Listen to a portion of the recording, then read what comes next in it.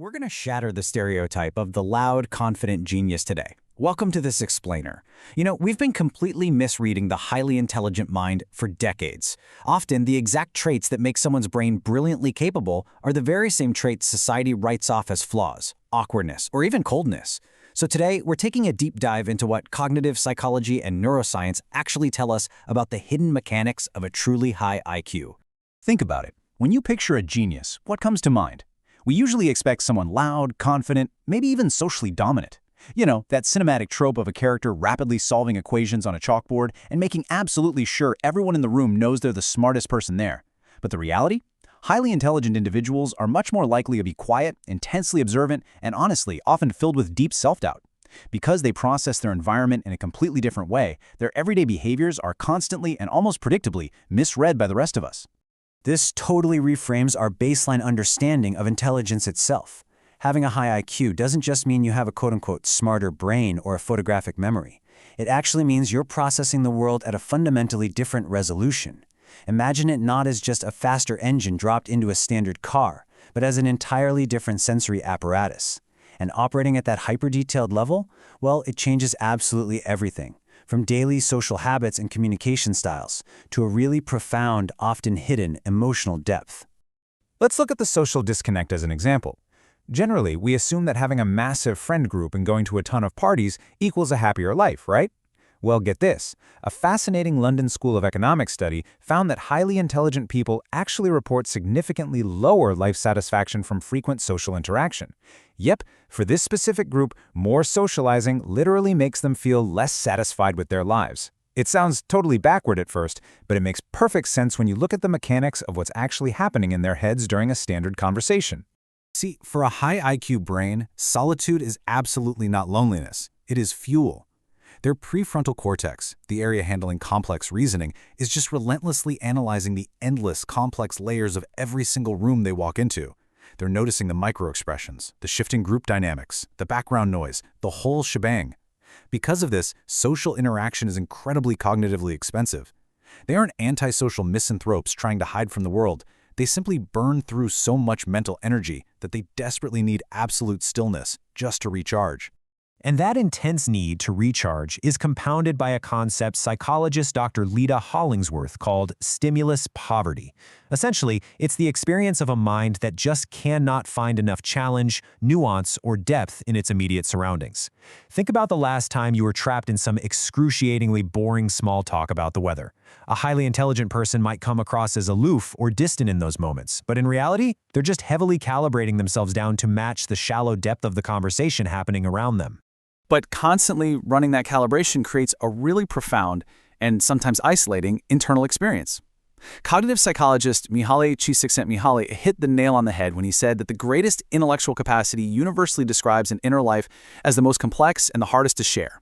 Because they are always having to filter their incredibly rich inner world to fit the external one, they often carry this quiet, persistent sense of not quite belonging. It's a mild displacement caused simply because they're experiencing life at a high-definition resolution that most people don't even realize exists. All of this builds up to create a relentless, restless engine in the mind. High IQ individuals are constantly running background mental simulations, breaking down past interactions, and mapping out future possibilities. Their minds practically never quiet down. And, totally contrary to that annoying myth of the cold, unfeeling genius, they actually feel things with acute emotional intensity. Plus, because their brain processes information at lightning speed, they have an incredibly low tolerance for repetition. They get used to novelty really fast, which leaves them constantly hungry for the next big mental challenge. Psychologist Kazimir Dombrowski studied this restless energy and called it overexcitability. He looked specifically at psychomotor and emotional overexcitabilities, revealing a restless internal energy that expresses itself mentally and emotionally rather than physically. We're talking about an overwhelming sensitivity to art, to injustice, and to human suffering. So far from the stereotype of being emotionally detached, extreme intelligence actually brings with it a deeply hardwired vulnerability to the heavy emotions of the world. Now, to an outside observer, this constant internal buzz looks suspiciously like clinical anxiety, right? It's so easy for society to just label them as neurotic or overly sensitive. But beneath the surface, what's actually happening is a richer connectivity between distant regions of the brain. Neuroscientist Rex Jung pointed out that this rapid communication happens across vast brain networks all at the exact same time. It's not a malfunction, it's not a disorder, it is literally the brain doing exactly what it was built to do, connecting disparate dots and processing massive amounts of data all at once. Physiologically, there's actually a fascinating reason for this constant need for stimulation. A highly intelligent person literally has higher baseline dopamine activity in their prefrontal cortex. So, while an average brain might be perfectly happy and relaxed by a steady, predictable daily routine, a high IQ brain requires high novelty and intense challenge just to maintain that baseline dopamine level. They get bored faster, not because they lack discipline, but because their restlessness is a hardwired biological search for new intellectual nourishment. Of course, this biological need for novelty brings a pretty heavy burden of complexity to their daily lives.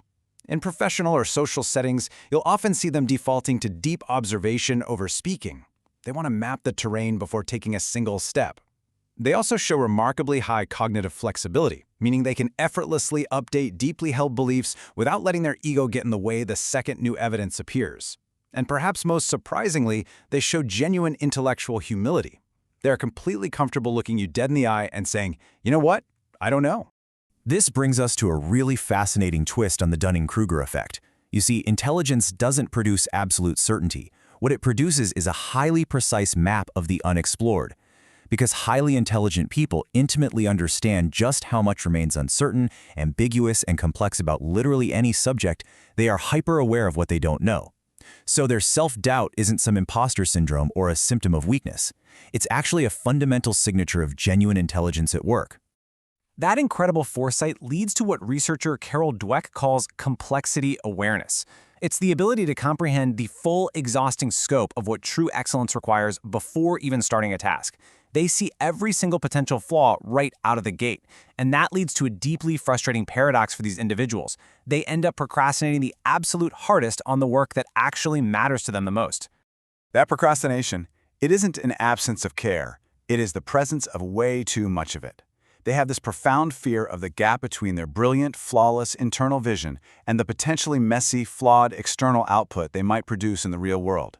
It's a perfectionism that can be completely paralyzing, which tragically means that the work that never gets started, the project left in the drawer, or the book that never gets written is usually the exact work that has the highest potential to be truly exceptional.